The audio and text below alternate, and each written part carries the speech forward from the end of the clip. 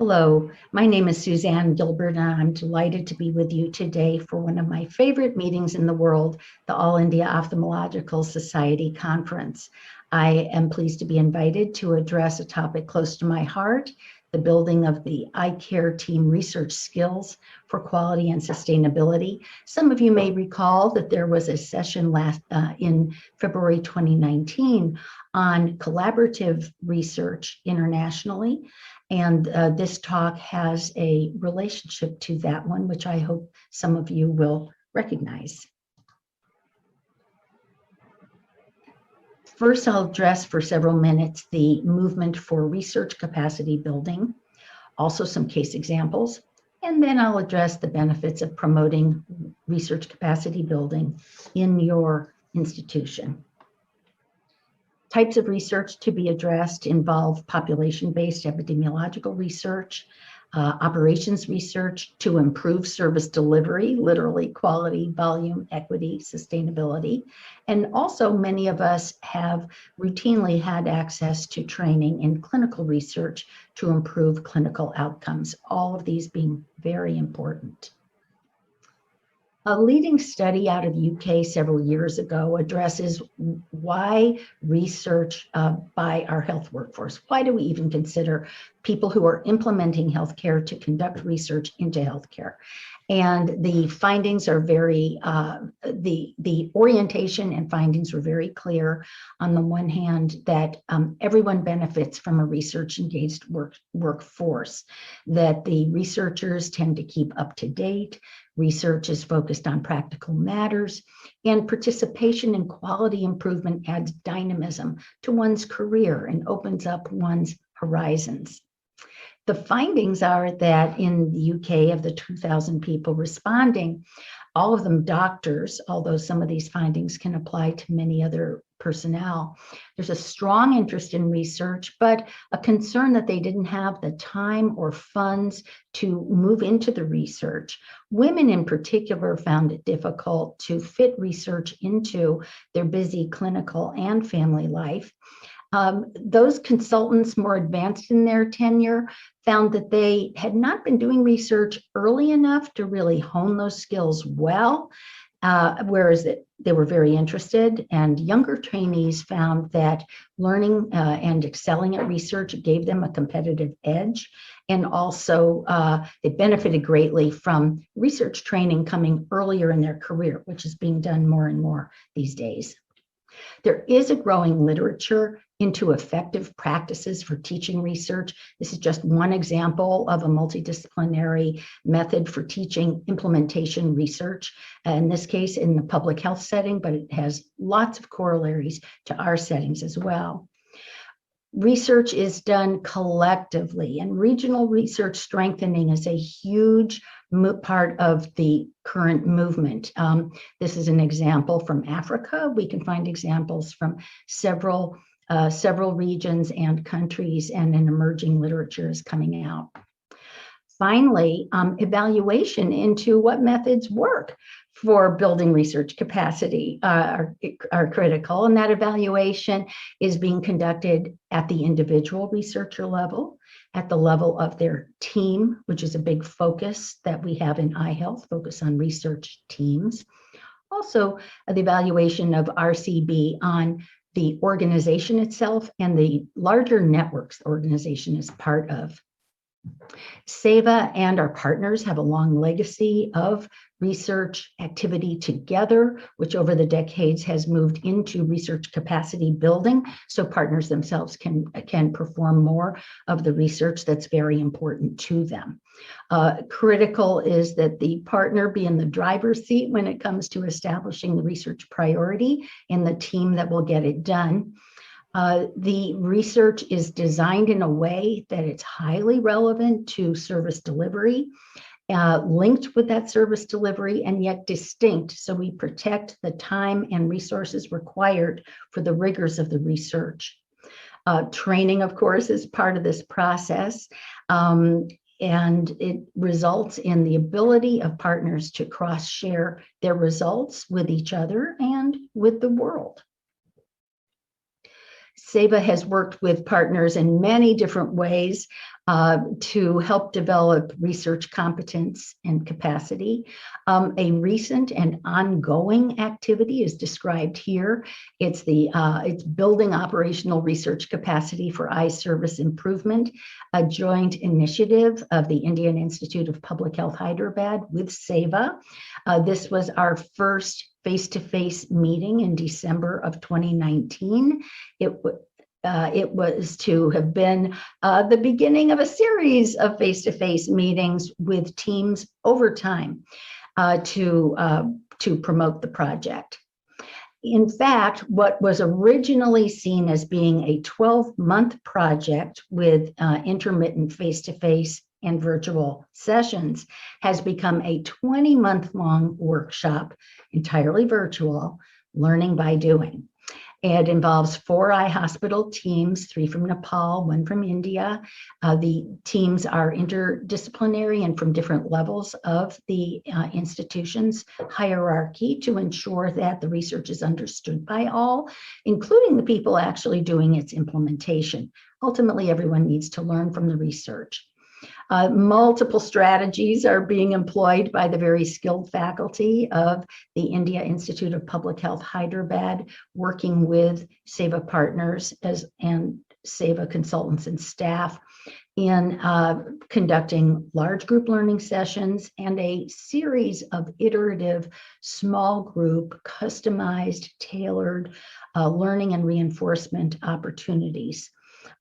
Important is that the groups cross-share their progress, their challenges, their snags, and their successes as they go through this process. Here's a glimpse at an all too familiar Zoom meeting. You all have hundreds of these emblazoned in your mind. Here, Professor G.V. Murthy is speaking to the particular group for this cross-sectional activity. The research capacity building workshop underway addresses all of these aspects of the research arc. Particularly large effort was put on the selection of the question, because in doing that, each team had to really take on what they would be required to do to research a question of their design. And then they learned about the other key steps in the research process. Very importantly, because of COVID, this timeline has been extended. So right now, teams are getting a hand on into article writing by writing up their research protocols for publication. So even though we've had some snags in timings, we're using the time well to reinforce critical skill development, which is useful for this workshop and for the rest of one's career. I personally find many benefits to including research capacity building in your institution. I have found, and research has indicated, that by engaging in the research process, there is a greater staff awareness for need for practical evidence.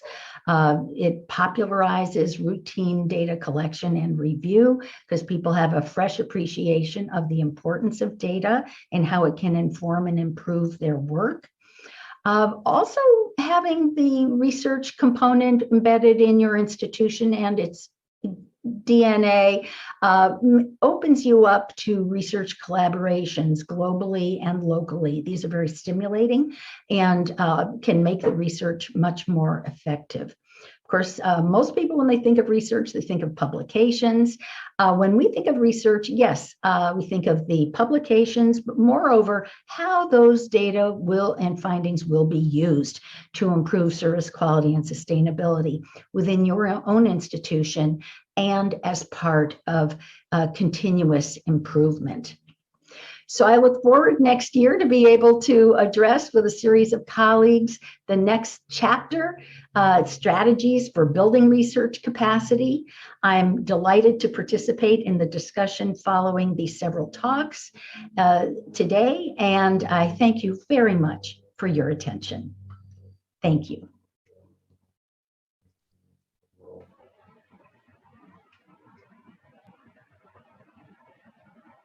Can I start?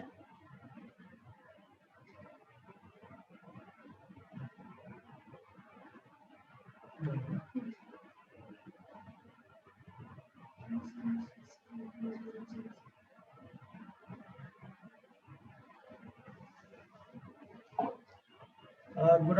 afternoon, ladies and gentlemen.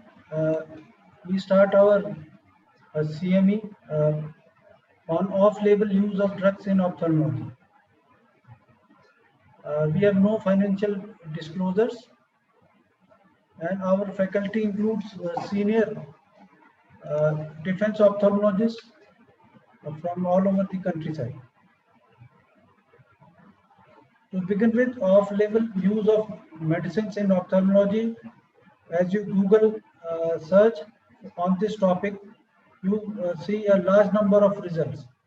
More than 6 lakh results you see on the Google search.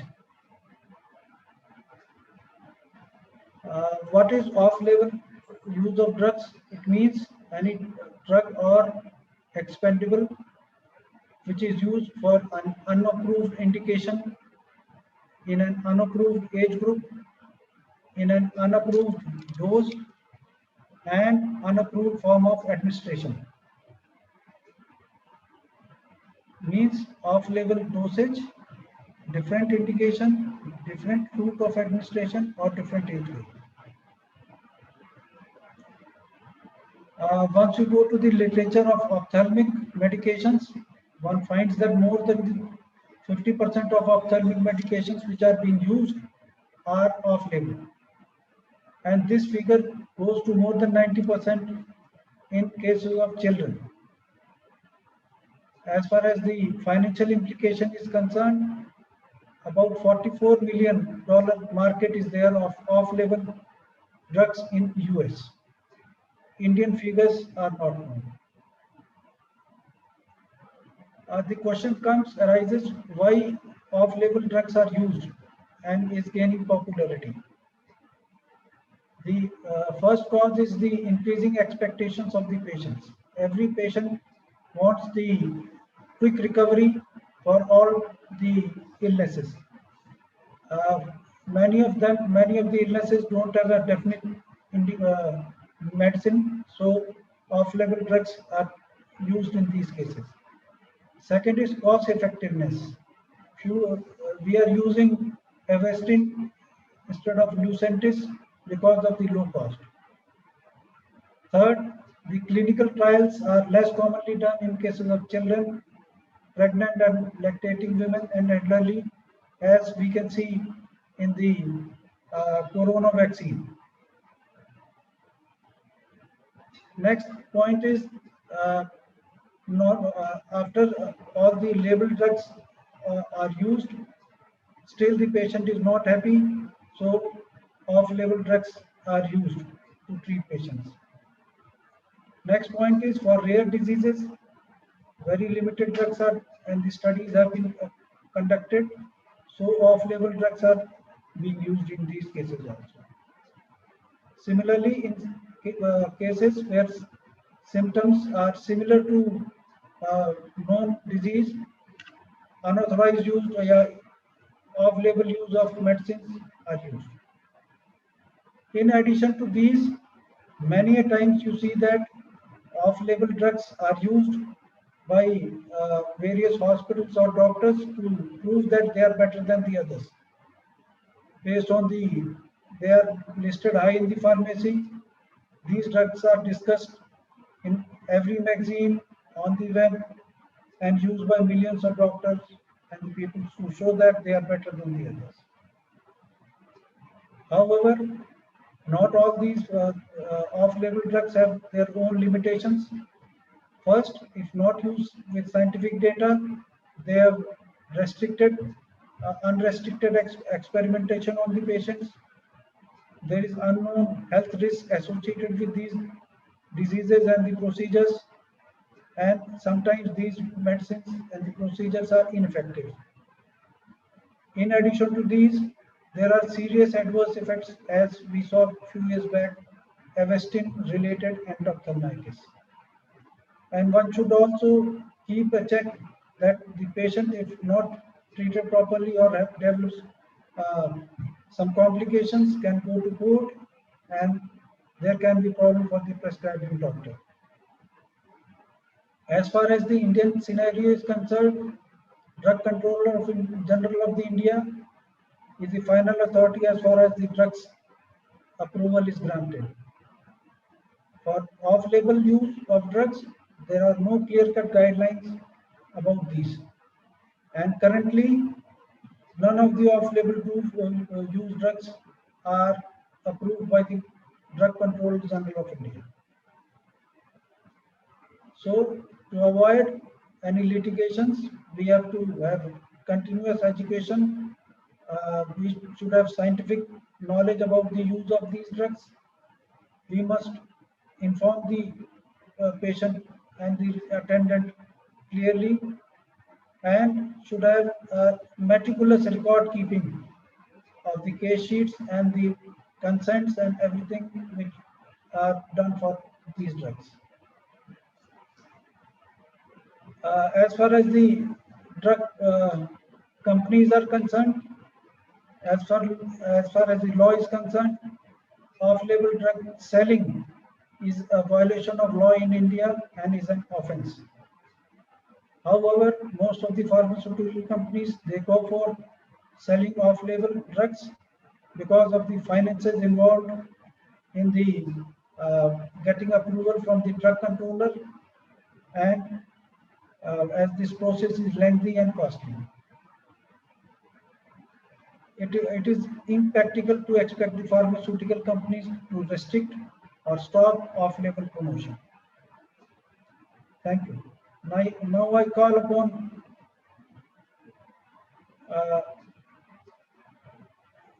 Brigadier Shyam Sundar to present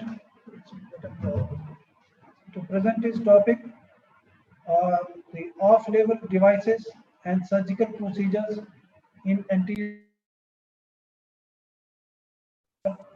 Brigadier Shyam Sundar is a graduate and postgraduate of FMC Pune, and presently he is posted in Command Hospital Pune.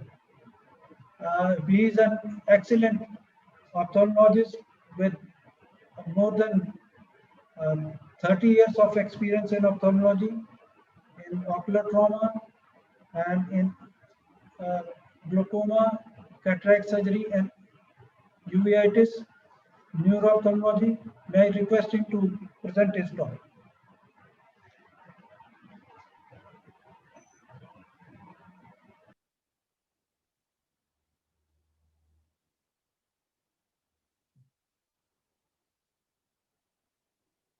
Am I audible?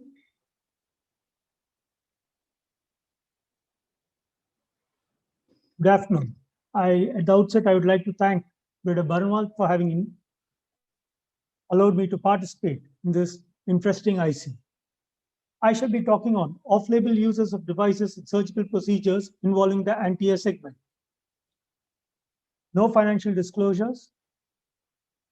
Off-label drugs, as we have just seen, are ones that may not be approved by the FDA or any regulatory agencies. In India, it is the Central Drug Standard Control Organization and the Drug Controller General of India who is responsible for regulatory action. FDA approval means there are a few steps. You have to do a preclinical research, clinical studies, then go for a new drug application review before the drug is finally accepted. The process, in a nutshell, you have an investigational new drug application, then the FDA clinical research is carried out, FDA goes through these results, and then approves the drug for use and marketing. Issues a label which gives you the indication, the dose, the dosage form to be used. Off-label device, as Dr. Barnwal had nicely put it, could be through a different dosage, a different route of action, a different age group, or a different indication. Off-label use of drugs by physicians is often recognized by regulatory authorities. It is often appropriate and may represent the standard of care. Well-informed, should be with firm scientific rationale and sound medical advice and literature. So what makes a good doctor? Good medical practice and the best interests of the patient require that physicians use legally available drugs according to the best knowledge and judgment. I shall briefly discuss my topic under corneal procedures, lens page, glaucoma, and refractive procedures. Coming to cornea, we all know that there's rapid advances have taken place, and we start collagen cross-linking, which is a photochemical reaction of corneal collagen resulting from the combined action of the photosensitizer riboflavin with ultraviolet radiation. It is a minimally invasive procedure that stiffens the anterior corneal stroma by creating strong covalent bonds between the collagen fibrils. The approved uses in 2016, the FDA approved the Avedro KXL system for the indication of progressive keratoconus. And in July 2016, it approved for the treatment of corneal ectasia after refractive surgery. The using the Avedro system for other indications was at that time considered off-label, and in addition, the use of CXL systems from other device companies was considered experimental by the FDA, which would require an institutional review board and an investigational new drug approvals. Off-label use has been steadily increasing with the CXL. It is now used to cover stable ectasia, infective keratitis, where we use what is now called the PAC CXL or photoactivated trophophore for infectious keratitis, central corneal collagen cross-linking. This strengthens the cornea by the CXL and the microcidal activity of the UV radiation, which has been utilized successfully in the management of keratitis. This is mainly in mild and moderate cases before desmetoscele formation. And it is also postulated that increasing the corneal strength would help to prevent desmetoscele formation. This has been now thought of as a standalone procedure for mild keratitis. It has also now been used in pseudophakic bullous keratopathy as well as Thiele-Mond procedures and as a refractive procedure. CXL Plus, where we know that CXL has been recognized worldwide as an effective method to halt progression of keratoconus, but it has limited effect on functional vision. Among many vision enhancing options where CXL has been combined with refractive options like topography guided PRK, you can use it with CXL first and then sequential PRK or a combined simultaneous PRK CXL, or you could do a transepithelial phototherapeutic keratectomy with CXL or with an intracorneal ring segment. And you can do a CXL and 3 to 6 months later can even do a phakic intraocular lens. So among vision enhancing options, topography guided PRK appears to be the best match as it reshapes the cornea, reduces the ectasia, and smoothens out the irregularities that lead to high order aberrations and astigmatism. LASIK extra or laser in situ keratomileusis modified procedure which combines LASIK with prophylactic accelerated collagen cross-linking for the correction of refractive errors in an attempt to decrease the risk of postoperative corneal ectasia has also been combined with SMILE and with PRK. Intrastromal ring segments, minimally invasive tissue-saving surgical procedure, which was can be used to treat keratoconus. It was FDA approved for myopia treatment in 1999 and for keratoconus in 2004. Studies have also shown that efficacy of ICRS in treating many other corneal conditions, such as post-LASIK ectasia and astigmatism.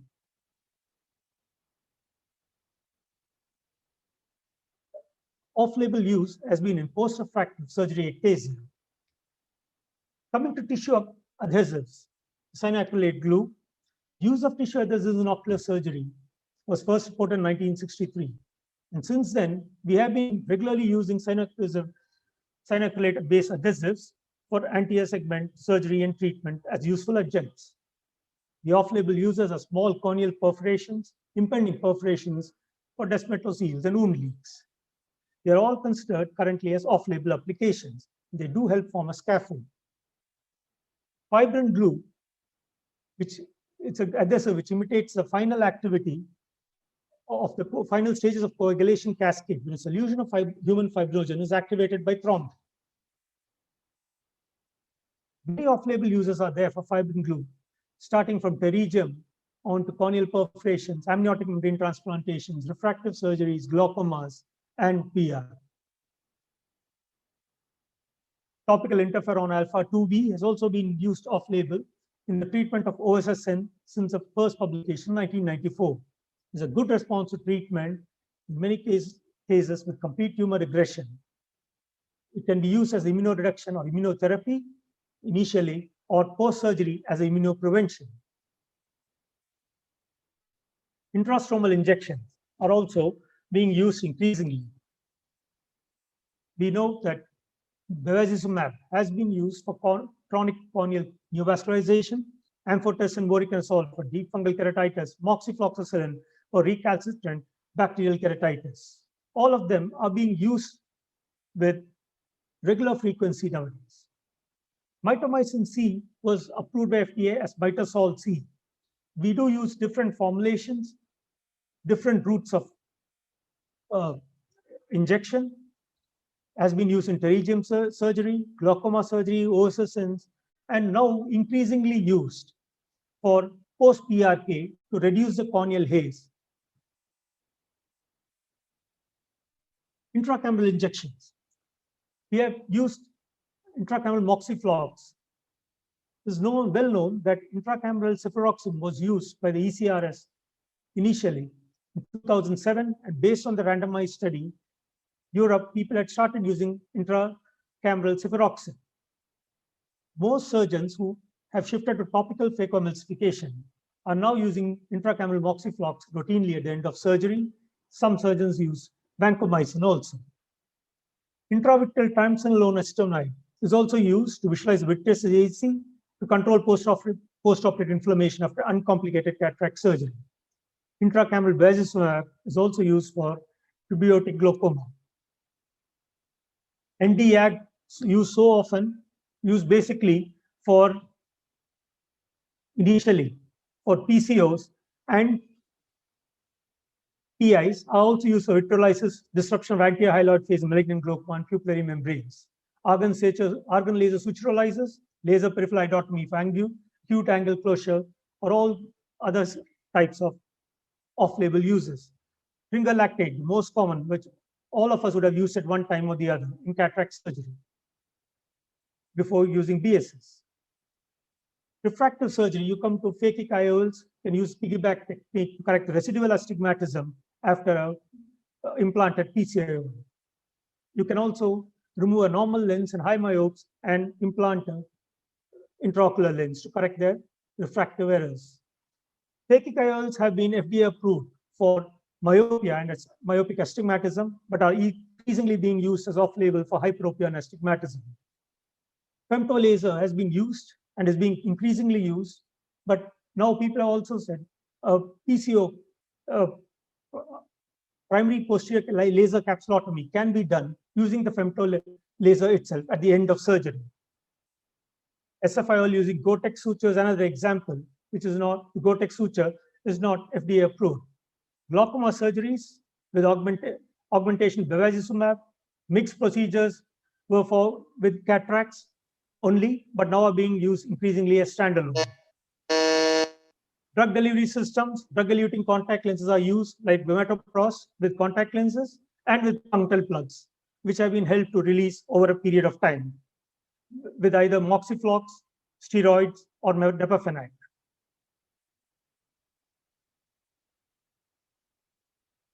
And in conclude, you must be on guard for off-label use, familiarize yourself with the published literature, and should be an accepted standard of care, discuss all options, and inform consent. And evidence should be the gold standard for practitioners to base their judgments when making therapeutic decisions. And the patient will never tell you how much, never care how much you know until they know how much you care. Thank you.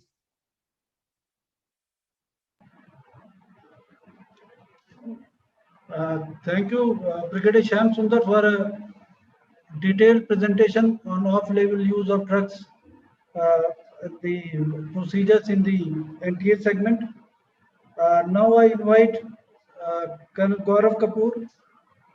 He is a senior ophthalmologist presently. I invite General Parihar. for his talk. Jan Pariyar is a teacher of teachers, and most of the ophthalmology sector are his students. He has a vast experience of managing almost all types of cases in ophthalmology, from the ocular trauma, the war setup, to cataract, to corneal transplantation, LASIK, you name a procedure, and he is the pioneer in not only. Thank you, VK. I just take one minute to get into the share screen, and Sir, because I'm on with the other, I have to just see the how to go ahead with the share screen on. sir, Pariyar, sir. Yeah.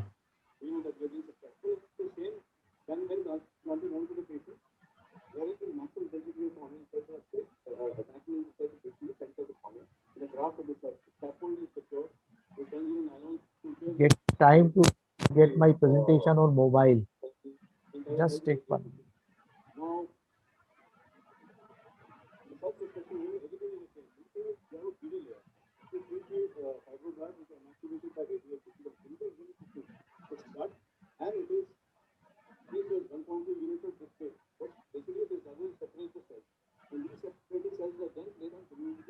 There is a getting problem into presentation on mobile. So take your time, sir. Take your time.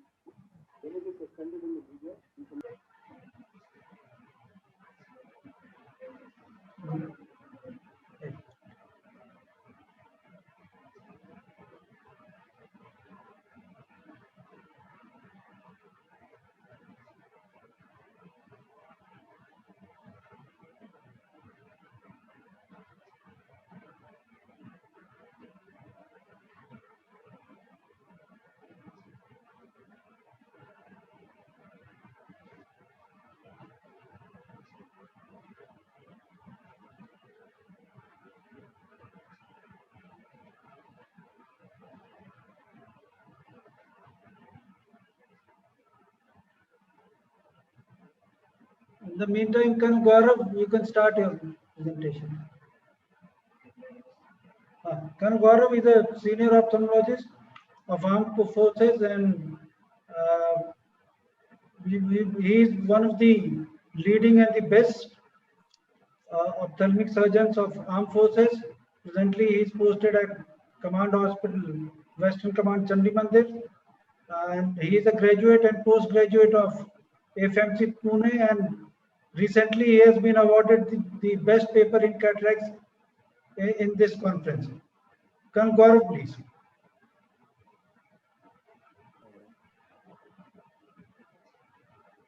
Am I audible? Yes, yes. Please go ahead. Thank you so much, sir, for this invite. Grateful to be on this session with you and for the kind words. I'll be touching on the off-label use of drugs in posterior segment disorders. The anterior part has been covered very well by Hriday Shyamsundar. Now we'll go to the other aspect of ophthalmology, the posterior segment diseases, which we tackle on a daily basis. Now, invasion into this posterior segment began around the time when man went into space.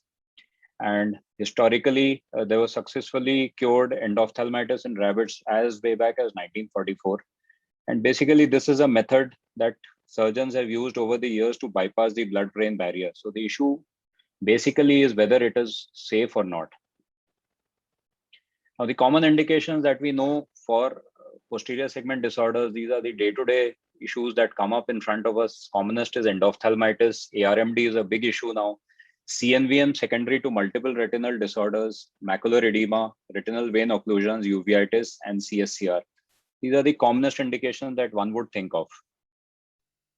Now, intravitreal injections is a rapidly evolving route of medication. If you go back into historical data, 2014-15 has seen almost a 215% increase over a 5-year period. This figure would have obviously gone up further in the last 5 years. Commonly used drugs that we have in the posterior segment are antibiotics, antifungals, antivirals, steroids. And if you look broadly, commonly used are anti-VEGFs. Aflibercept is one of the most commonly used drugs now. Even methotrexate is being used now. So the list goes on and on. Almost all the drugs that are available for use either systemically or in the anterior segment are also used at some point or the other in the posterior segment. Now, the off-label drug use. Quite a few of our treatments are not FDA approved, as brought out by the earlier speakers, but in this, especially in posterior segment disorders and even anterior segment, they are site-saving.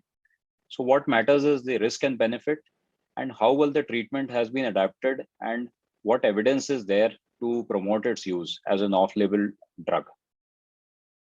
The commonest that we think of is the intravitreal antimicrobials. These are the most commonly used drugs in endophthalmitis. None of these are approved by FDA for this indication. However, one injection can be site-saving. And these are safe to inject and their use is never questioned. In fact, not using them in such a scenario will often lead to litigation or questions on the treatment which we have provided to the patient.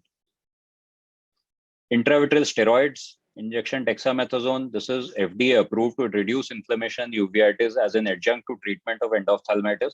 However, it is only approved for macular edema and retinal vein occlusions, non-infectious posterior uveitis, and diabetic macular edema. Any other use apart from this constitutes off-label use. Another common drug that we are using, intravitreal triamcinolone. It has preservatives, so there are issues with its use, but it is cheap and effective compared with the Ozurdex cost. Problems are IOP rise and endophthalmitis. This is again an off-label use, and it is not FDA approved for any posterior segment indications. Coming to photodynamic therapy, PDT, I think this will be covered by Colonel Vikas Ambia also, so I'll skip over this. I think this will form part of the posterior segment procedures. NSAIDs are FDA approved for pain and inflammation associated with cataract surgery. This is the FDA approved. Off-label use constitutes post-op CME, macular edema and diabetic retinopathy, retinal vein occlusions, uveitis, CNVM and ERM. And we as ophthalmic surgeons, almost on a daily basis, we are prone to and always using these drugs for posterior segment indications. However, we must be aware that these are not FDA approved, but the use is obviously increasing because of their proven efficacy and clinical evidence provided by various papers which have come up. Now, in uveitis, CME is a sight-threatening condition. Steroids, oral intravitreal injection, extended release devices are FDA approved. We use NSAIDs, IVTA, anti-VEGFs, anti-TNF alpha, intravitreal methotrexate, sirolimus. These are all not FDA approved, but because based on the clinical evidence, there has been growing use of these drugs for uveitis. CSCR is a recurrent condition, affects young working class. I have included this because it's a very common condition which we see almost on a daily basis. Here, however, the difference is that most of the drugs are administered orally. There is no direct injection or available with these drugs, but off-label, what we are using commonly these days are eplerenone and spironolactone. There are a number of studies which have now come up proving the efficacy of eplerenone in CSCR, and its usage is becoming more common over the day. Coming to anti-VEGFs, which form one of the most important drugs in the armamentarium of a posterior segment surgeon. These have revolutionized the management of ARMD. What started earlier with bevacizumab, one of the most commonly used drugs over the last 2 decades. Then we had Macugen, which was FDA approved for CNVM. However, its use in diabetic macular edema is an off-label use. Ranibizumab and aflibercept are the newer additions and which have been used now almost for ARMD and CNVM regularly. Coming to Avastin, it is one of the most closely watched drugs because of the various controversies associated with over the last few years. Ophthalmologists are both enthused to have it in their armamentarium and also concerned because of the issues with its usage. The indications for Avastin that we have seen over the years are ARMD, macular edema due to venous occlusions, myopic choroidal neovascularization, sickle cell retinopathy, diabetic macular edema, neovascular glaucoma, ROP. The list goes on and on. And these are all off-label uses of Avastin. The benefits are higher efficacy, longer half-life. There are no preservatives. It has a higher safety dose. The cost is obviously much lower than the other drugs which are FDA approved, and the wide availability. but it also has a number of adverse reactions as listed out here. I won't go into all the details, but there are a number of adverse reactions also associated with Avastin. Now, if you come to the costing part, Avastin costs less than 5,000. Now it is obviously much cheaper. Lucentis has now come down to 18,000 per injection, and aflibercept is still in the 55 to 60,000 range. So the cost variation obviously is huge for the treating surgeon, and this becomes important in a setting of a country like India, where costly medical care is often out of reach of 90% of our population. But the industry has various concerns. They obviously project that it is not very safe to use Avastin in lieu of Lucentis or aflibercept. And is this financially motivated? That issue will always remain. That debate will always be an ongoing one. However, what is important to note is World Health Organization has now added Avastin to its model list of essential medicines. Now, there are a number of intravitreal combinations also that we use on a daily basis: antibiotics, antibiotics plus steroids, anti-VEGF plus steroids. These are all not FDA approved, the combinations. Individually, they might be approved, but combination therapy is not approved. There are problems with combinations, incompatibility with each other, the instability of the molecule, which is still not, the reactions between the molecules is not proven, retinal toxicity when two drugs are given together, and the procedure-related issues. Intraocular risks, again with combination drugs, endophthalmitis, the risk goes up with multiple injection, retinal detachment, and traumatic cataract. These persist with all intravitreal drug uses and injections. Now, coming to some other drugs which are also available for posterior segment use, of the antiviral implants, only ganciclovir is Viracert by Bausch & Lomb, which is FDA approved for usage. The others like Foscarnet and Cidofovir are still not FDA approved for posterior segment usage. Now we have come up with stem cell therapy. Stem cell therapy has a number of indications for repair, restore, and regeneration of dysfunctional cells. There are issues with long-term safety, graft survival, biological activity. Indications are ARMD, glaucoma, RP, Stargardt's disease. A number of studies are ongoing to prove their efficacy, but none of these are as of now FDA approved, but we get case reports off and on of their usage and various success stories associated with stem cell usage. So to conclude, off-label use is something which we have to deal with on a daily basis. What we need to do is familiarize ourselves with published literature, guidelines, and the experience of colleagues. This is what is very important. We need to keep ourselves abreast of what is going on, what is the accepted standard of care worldwide, and always discuss all options, explain to the patients what is beneficial for him, and of course the cost benefit ratio for the patients, and always document. Like the previous speaker had also mentioned, informed consent for off-label use is a must. We cannot bypass such a thing. And ultimately, evidence and not label should be gold standard for the practitioners to base their judgment when making therapeutic decisions for their patients. Thank you.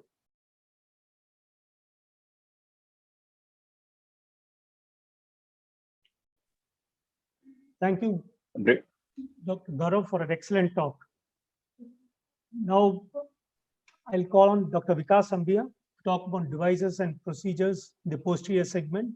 Dr. Vikas has done his undergraduation, post-graduation, prestigious Armed Forces Medical College, has done his retina training in the LV Prasad Eye Hospital, and he's an excellent surgeon and a thorough academician also. Dr. Vikas, please.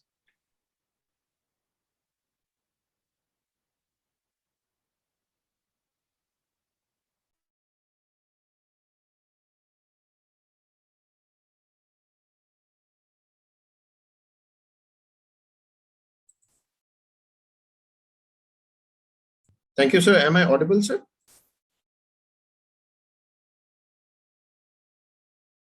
Sir, you are audible. Audible, Vikas. Okay, sir. Sir, thank you for the kind words, sir, and I'm very thankful for this honor. So I'll be speaking on the off-label use of devices and procedures in the posterior segment of the eye. So whenever I think of procedures in the posterior segment, the commonest procedure which I can think of is the use of lasers. Now, Nd:YAG laser is designed for use in the anterior segment of the eye. We've been using it for capsulotomies and for iridotomies. In the posterior segment, the commonest use of this kind of laser is performing a posterior halodotomy. Now, this is done for premacular hemorrhages. We know this is a condition which causes a sudden profound loss of vision in individuals, most commonly due to vasosalva retinopathy and conditions like PCV. So what we are doing is we are just creating a defect in the posterior hyaloid so as to allow the premacular hemorrhage to gravitate into the inferior vitreous. Now, there are certain complications which can be associated with this procedure. It all depends on how distant the posterior hyaloid is from the anterior surface of the retina. So there have been case reports with the reported occurrence of macular hole, retinal detachments, and even epiretinal membrane formation after performing a successful posterior halodotomy. Another use of Nd:YAG laser in the posterior segment is performance of YAG vitreolysis for vitreous floaters, be it because of a PVD or because of a myopic vitreopathy. Now, we need to be aware of the fact that Nd:YAG laser is basically a photodisruptive laser. So we are not actually ablating a floater in the vitreous, we are disrupting it. So sometimes what happens is that a big floater might get converted into multiple small floaters. So there have been reports and patients have come back with complaints of increased floaters after a vitreolysis instead of resolution of symptoms. Then the known side effects, elevated intraocular pressure, glaucoma, there might be a breach in the posterior capsule leading to accelerated cataract progression. There might be a retinal injury, there might be a retinal detachment, and even visual field scotomas have been reported after vitreolysis. Perfluorooctane, or what we commonly call as PFCl, it's a heavy liquid which is approved for use as a third hand by retinal surgeons during vitreoretinal surgeries, mainly during retinal detachments and during membrane peelings. But off late, we've been starting using it as an off-label device as a tamponade after a retinal detachment surgery. So Dr. Steve Charles has operated more than 1,000 eyes in which he's used this fluid for tamponading inferior retinal detachments. Now, what are the advantages? Firstly, it eliminates the need for prone positioning of a patient after retinal detachment surgery, which is a big benefit. Then also, unlike scleral buckles, PFCl will not induce a myopic shift in the eye. So it's ideal for individuals who've already undergone a cataract surgery or a refractive surgery and who's now had a retinal detachment. So there'll be no change in the refractive status of the individual when we use this instead of a scleral buckle. Then it also does not cause strabismus, pain, ocular surface disorders, corneal damage, and all ocular surface problems which are inherent to a scleral buckle surgery where we do 360-degree peritomy. So it's also been found to be beneficial in patients with inferior nasal and temporal GRTs. Fibrin glue is basically a hemostatic agent which was devised, which has been approved for use as a hemostatic agent in conditions where we cannot control bleeding with sutures or with pressure. But we've been widely using it in ophthalmology in the anterior segment. In posterior segment surgeries, we've now started using it for closing peritomies after doing an encerclage or scleral buccal implantation. And it tremendously improves the comfort level of the patient after surgery. We've also been using it to seal optic disc pits. Now, in optic disc pit maculopathy, we know that it's either the vitreous fluid or the CSF from the subarachnoid space seeping into the intraretinal tissue through the optic disc pit. So there are studies where they've sealed the optic disc pit with fibrin glue and with the ILM and with insertion of intravitreal gas, and it's shown promising results. This is one of the latest uses of fibrin glue they've come up with. These are 2 studies.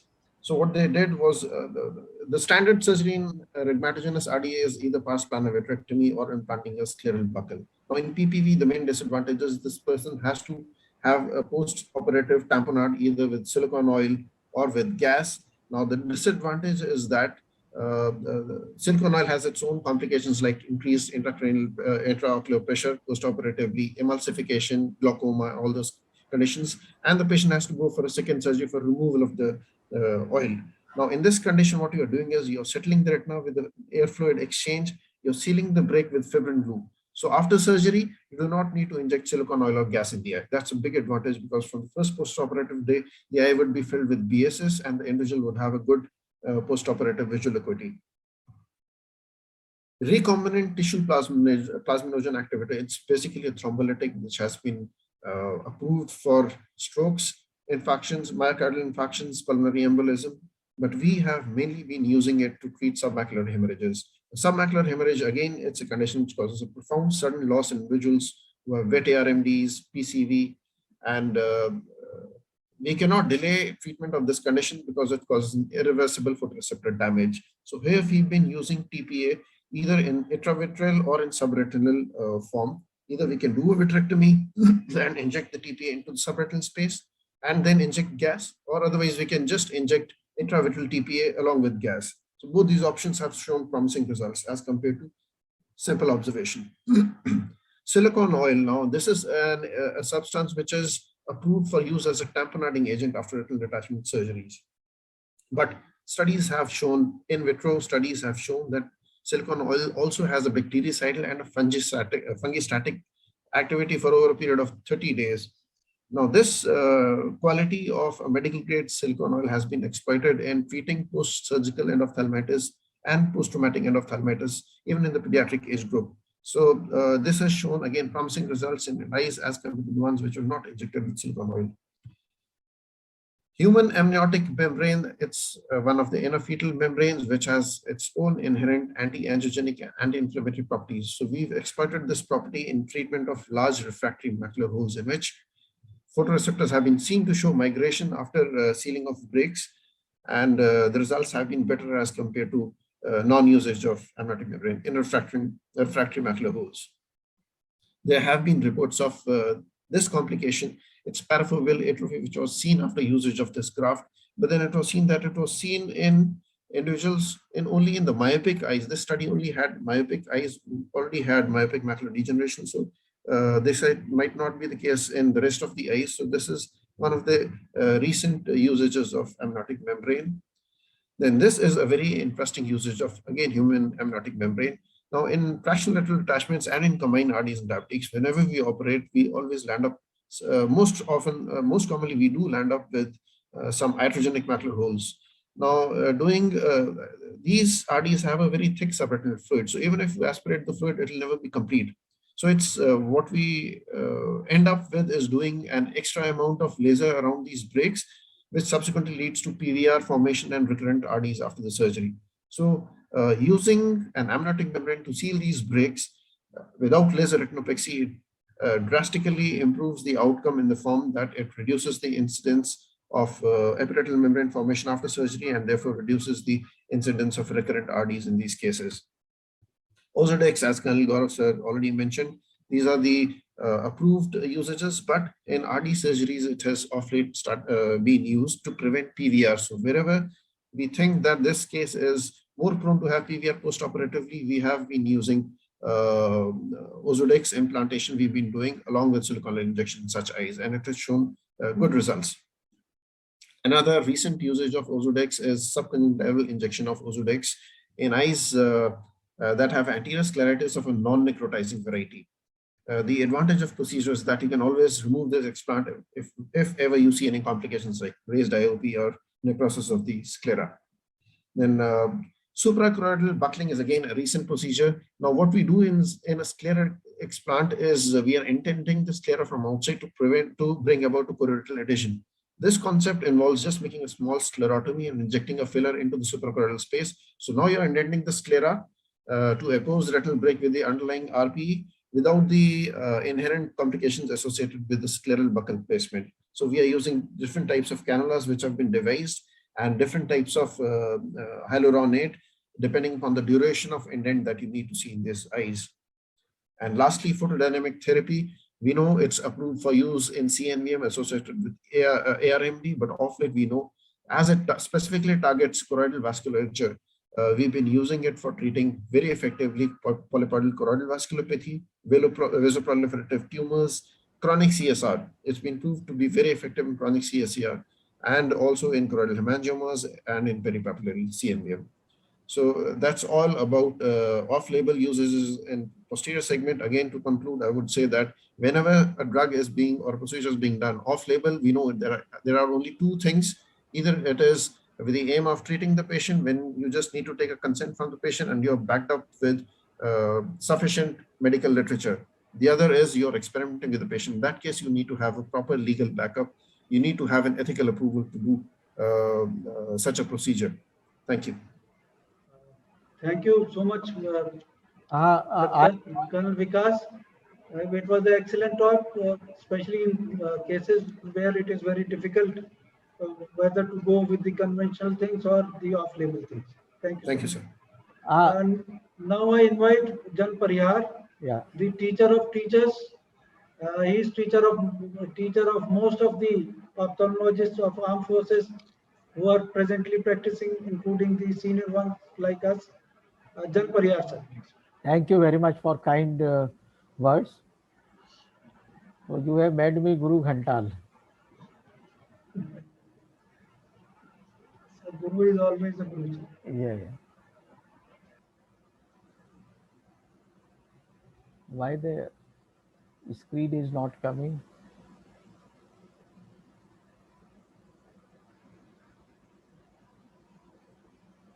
My presentation is visible now? Presentation? Yes, sir. Yes, sir. Go ahead.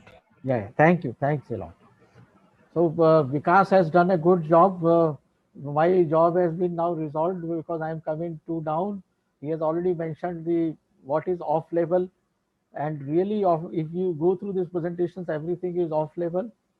Like whatever is approved for a purpose, if you are using other than that, the drug or devices or procedures becomes the off label procedure. Like these are the drugs which is used in anterior segments, the topical uh, antibiotics, oral IV antibiotics, NSAID, steroids, cyclosporins, all those are practically for one odd reason they are labeled as a off-label drugs. Like approval is there for fourth generation fluoroquinolone for bacterial conjunctivitis. But if you are using other than that, whether it is a corneal ulcer, surgical prophylaxis, post-LASIK infections, post-keratoplasty, post-C3R, all those becomes off-label use. So it's very, very important to define, and I really appreciate Brigadier Barunwal's approach to put these instructions course, because it has opened up our mind also. What so many drugs we are using for decades are practically off-label. And Vikas has rightly pointed out that your intention should be good, and if it is not a clinical trial other than the routine off-label drug, with a proper consent, you can well go ahead with that. Some drugs remains off-label in because of non-approval by the FDA US, but they are approved by the other countries. Like say for example, this C3R procedure was not accepted by US, even they have not accepted Blurex for some time, Trypan Blue and other all rings, but now it has become an acceptable procedure. So again, this comes the fortified antimicrobial drops which we make it for our different types of uh, cases, whether it is a fungal or it is a bacterial. These are not the essentially approved drugs so far, and their percentage is there. They have to be preservative free, they have to be prepared fresh. So once you are using it, you have to tell your staff as well as to the patient that these are the drugs especially prepared for you, which has a very small shelf life, and it is very essential for the treatment of your disease, because conventional drugs will not use, then I think there will not be any problem to use these drugs. And these are the common indications for these off-label use of fortified drugs. And the concerned issues, as it has already been brought in the previous speakers, about the concentration when you are using the fortified drug, whether you are able to use the proper concentration. The same way when you have the intravitreal or intracameral or intrastromal antibiotics for corneal infections or for the endophthalmitis, the concentration remains the very big issue. Then the toxicity of the drug for not for the general purpose, but if the concentration high, it can lead to the toxicity. And I remember 2 decades ago, we had seen one case of aseptic endophthalmitis, merely because the intravitreal this fluid which is used for the irrigation probably had a higher concentration of gentamicin, because there was a change in the gentamicin vial concentration from 40 milligram, the vial issued was the 80 milligram. So it is very, very important that you be precise on these issues of the toxicity. Then the shelf life, as I have already mentioned, the storage. If it is a fortified drug, it needs a different storage than the conventional bottle which is manufactured by the companies. Their storage instructions will be different. And the most crucial is remains the sterility and stability. Whether in the normal temperature this drug will be stable, for how long it will be stable, because in India we tend to use things till it is the last, whether it is a toothpaste, till the last, whether it is a faculty, till the last of the 70 year you are using them. Like I am going to be off-label use after 5 years. The same way the stability is not maintained if it is kept for a very long time. These are the general instructions which we all are aware of it, but for the purpose of benefit of to the residents and younger generation, that what all, when you are making fortified drop, it should be, you should be more careful and vigilant to ensure what all concerns has been shown earlier in the slide. For patients, yes, the frequency of application and storage instructions, as I have highlighted, whether it is a room temperature, refrigerator. People with the refrigerator have a wrong notion. When you say put in refrigerator, they put in the frozen part where you are keeping the ice cream. So then these drugs become difficult. I remember one patient said she developed 3 months ago bilateral corneal aberrations. And the reason was that she was using Gentil gel at the night, which was kept in the refrigerator at the 4-degree temperature. So it has crystallized and it was giving it. So it's simple thing. And it remembers me one that if it is not properly used in FMC, when I was there 2 decades ago, one patient of corneal ulcer was not responding to the antifungal drug despite 2 hourly drops, because the attendant was putting 2 hourly drop by cap on, not removing the cap. So the compliance is also important, how it is used in the, whether it is off-label or on-label use of the drug. Azithromycin, again, it becomes off-label if you are using for meibomian gland dysfunctions, blepharitis, chronic obstructions, because these drugs are not specified by the companies when they got the FDA approved, whether these can be used for the ophthalmic purpose or not. Or if you go with the IUL implant, it is also the off-label drug, off-label choice, a optional treatment for the surgical aphakia. And if you are using it in the glaucoma patients, it becomes off-label use. So like that, even the IUL implant is off-label for the glaucoma cases, pediatric cases, and all other cases other than the senile cataract. That we should remember. And this problem may come up with the off-label only when there is some kind of a litigation in a consumer forum or a medical legal, where some strong advocate can put you in the problem. Oral antibiotics, as I mentioned, that if you are using for other than the systemic infections for MGDs and all, it is considered as a off-label drug. For this, what should be the drug of the choice? What should be the effect long it should continue?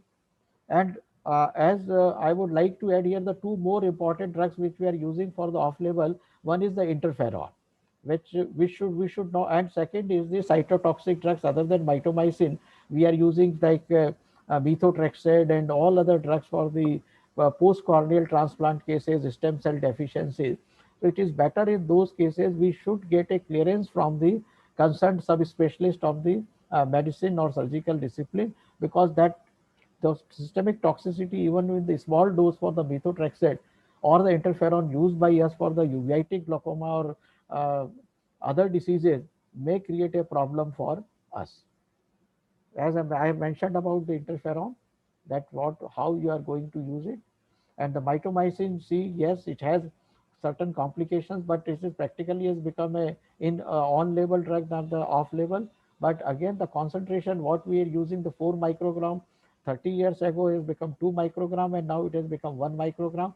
Certain cases, when particularly in the glaucoma cases, if it is a high myope pediatric cases, it is better not to use mitomycin, because the mitomycin toxicity, teratogenicity, etc. as well proven in the systemic use in certain high doses toxicities. So we may end up in a problem. So by all means, the mitomycin use in glaucoma surgeries has reduced substantially, or its concentration and duration from 2 minutes has reduced to 30 seconds to 1 minute. Cyclosporin, yes, now it is not off-label because it has been approved for the ocular surface disorders and the pterygium cases. We can use it safely, and preservative-frees are also available, but patient has to be counseled about it, because you are using for the cyclosporin or topical, and somebody said, oh, this was used for the cancer and you have developed a cancer. So awareness, concern, and explanation is very important in all, whether it is a on-label or off-label drugs. Topical NSAIDs, again now drops, most of the drops, the Nepafinic and Bromphenic, it has been considered as a routine drug. But yes, one should be little careful on these. I think all are the repetitions. Basically, these are the drugs we all are using. Remains there. This has already been covered in the previous talk about the glued IUL in the pterygium, and even in these glued are used in the VR surgeries now. Or the this is very, very important. And I would recommend and request my all colleagues that we should refrain using ringer lactate as a fluid for the cataract surgery, because it is very difficult. The company simply said in litigation that it is not the drug which was, we have not made it for the eye purpose, it was for the intravenous, and the people are paying the heavy penalty for using ringer lactate rather than the BSS. So that we should, I think, discard using ringer lactate for intraocular surgical procedures as a irrigating fluid. Again, the anti-VEGF has covered by Vikas nicely, so I need not to repeat this slide. So take-home message is a topical ophthalmic medications are commonly used off-label. Physicians using drugs off-label must have relevant knowledge of their uses and side effects. It's very, very important. The last, the knowledge of their uses and side effects and other effects. So it is not only for off-label drugs, but the on-label drugs are equally important. Whatever you prescribe, percentage of the drug, generic name, then their salt, and the various side effects, systemic and ocular, must be, now the time has come, we should highlight it to the patient before we are prescribing. Thanks a lot, Vinod, for giving me this golden opportunity to meet, to present and meet my very dear friends and junior colleagues, Vikas, and Professor Gaurav is not a junior, he is a very senior, and he is smiling, the Buddha smiles in June. Thanks a lot. Thank you very much. God bless you. Thank you so much, sir, Pariyar sir, for such a detailed and clear presentation on the off-label use of drugs in the NDA segment. I am really thankful to you, sir, for being part of our segment. Thank you. Thanks. Now I invite Colonel Avinash Mishra to present one of the most important parts of the use of off-label drugs, the legal issues and of use of off-label drugs in ophthalmology. Colonel Avinash Mishra is a graduate and postgraduate of AFMC and is a senior ophthalmologist presently posted at Military Hospital, Jalandhar. Colonel Avinash Mishra, please. Good afternoon, everyone. Sir, I'm audible? Yes. Greetings from Jalandhar. At the very outset, I would like to thank Banwal sir for giving me this opportunity and allowing me to share screen time with such illustrious senior members of the armed forces. I'll be basically covering the medical legal aspects as far as off-label use of off-label drugs is concerned. Now, with such a rapid and exciting advances being made every day in our field, most of us tend to forget that the legal aspects concerning them have walked abreast to these advances, if not, in fact, walked ahead of them. As is so very evident from the ever-increasing number of medical legal cases that we are seeing nowadays. This is more so where we are dealing with off-label drugs or procedures, because some of them, as we've just realized, have become so very common in our day-to-day practice that they are often erroneously taken as on-label drugs and procedures. Now, here is where, if adequate precautionary steps are not undertaken, we can suffer from unnecessary legal hassles and entanglements, in spite of having the best patient interests in mind. I will be covering some of these aspects so that we all are better informed about how as to prevent from getting entangled in such most avoidable, unnecessary issues. Now, to begin with, is it legal? Well, it's definitely not illegal as long as it is in the best interest of the patient. Use is based on firm scientific rationale, and there's clinical evidence to support that the off-label use of that medication or device is the best option for that particular case. Now, there are various regulatory bodies all over the world which are controlling the use of off-label drugs. For example, in US, we have the US FDA. In Europe, we have the European Medicines Agency. Japan, ladies and gentlemen, is really very liberal because off-label use is allowed even without submitting any preliminary clinical data. Now, coming to our country. The legal definition of drug was given by the Drugs and Cosmetic Act of India 1940, which was amended up to 31st of December 2016. The Drug Controller General of India is the regulatory authority for granting approval for any new drug. Like it's been mentioned earlier, unfortunately, in India, there is no clear-cut guideline on the off-label use of drugs. Now, the Drug Controller General of India is the head of the Central Drug Standard Control Organization, which regulates drugs and devices in India. It ensures that medicinal products are of acceptable quality, efficacy, and safety for which they have been approved and imported by the manufacturer. Now, as far as the pharmaceutical companies are concerned, well, there's a general opinion in our country that authorizing off-label prescription will set a bad example because of ignorance of patients and domination of the pharmaceutical companies.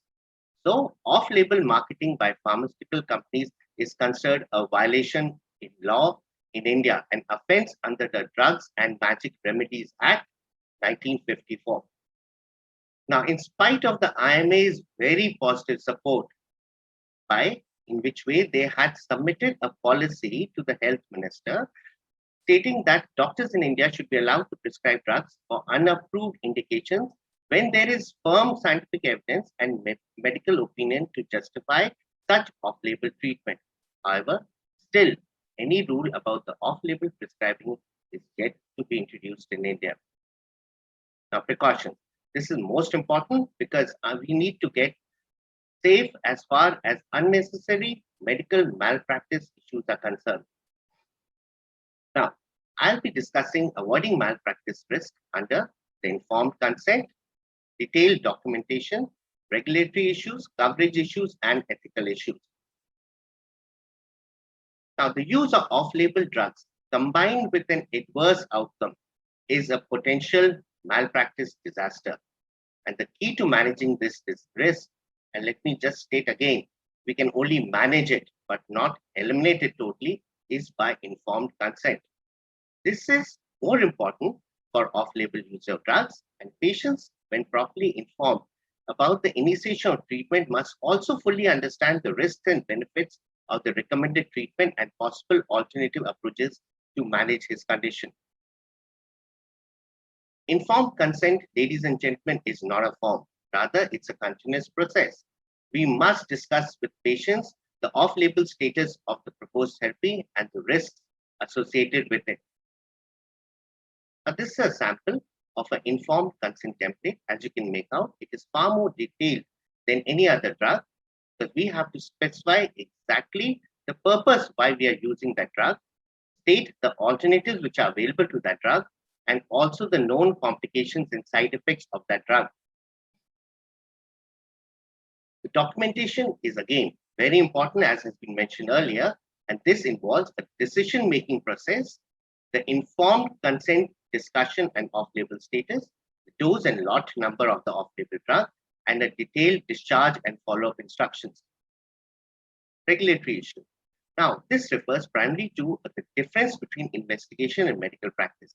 Medical practice is the relationship between a physician and an individual patient, while investigation implies an inquiry about the treatment and requires a IRB approval.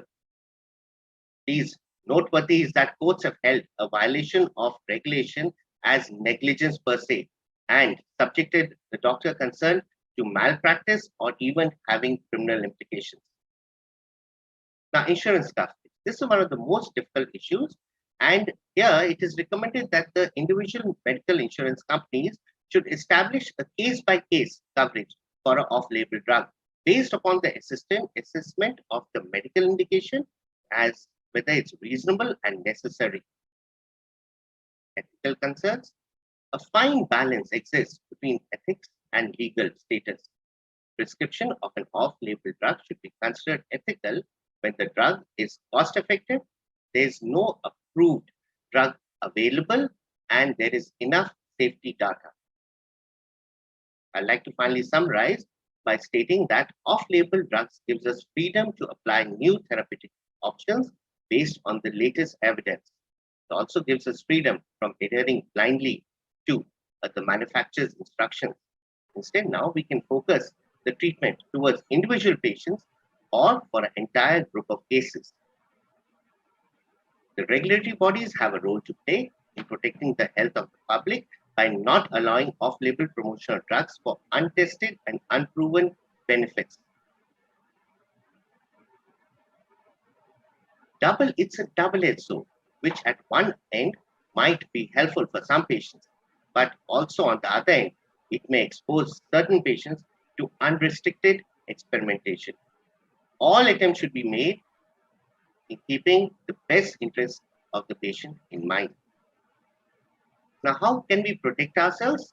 Is by verifying that the off-label use is supported by substantial peer review, is medically necessary, and there is no viable alternative available, and it's not being done for experimental basis.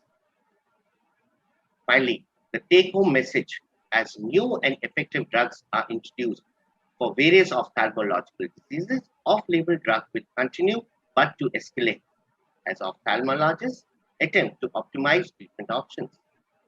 With this increase in off-label drugs comes the responsibility to establish safety and efficacy in order to allow off-label drugs to become the standard of care. After all, ladies and gentlemen, our patients deserve nothing else. Thank you. Thank you so much, Avinash Mishra, for a clear-cut guidelines or the instructions how safely we can use these off-label drugs. Thank you so much. Now, just to summarize, off-label drugs, they give new therapeutic options based on the latest evidence. They are useful in terminal illnesses when a new approach or new treatment is demanded or required by patients when the other treatments fail. However, as pointed out by Kan Mishra, it is a double-edged sword which should be used carefully. Proper off-label drug prescribing should be encouraged truthfully, and it should not be misleading. If off-label prescribing is disallowed, many new therapies and evidences which are likely to come into practice in a better way will not come. New researches will stop. New clinical trials will be difficult. However, we have to be very careful, and we must prescribe off-label drugs only based on firm scientific rationale. Well-informed consent of the patient and attendant should be taken, and sound medical advice evidence is required. Way ahead for use of these drugs is clear-cut guidelines for existing drugs. Protocols have to be formulated by drug regulatory agencies, and Drug Act should be amended suitably to deal with if legal issues arise with use of such drugs. Thank you so much.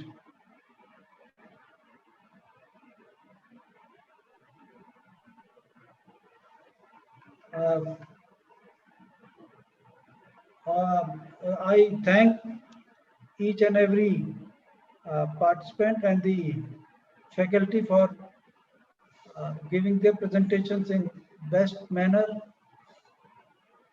I thank Jan Pariyar sir, Brigadier Shyam Sundar, Kan Gaurav, Kan Vikas Ambia, and Kan Avinash Mishra for giving the presentations in a beautiful manner, which will be useful for people who have attended the conference.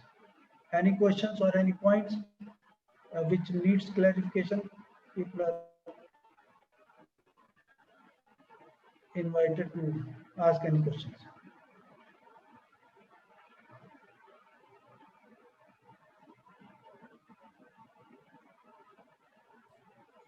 Thank you so much. Thank you, everyone.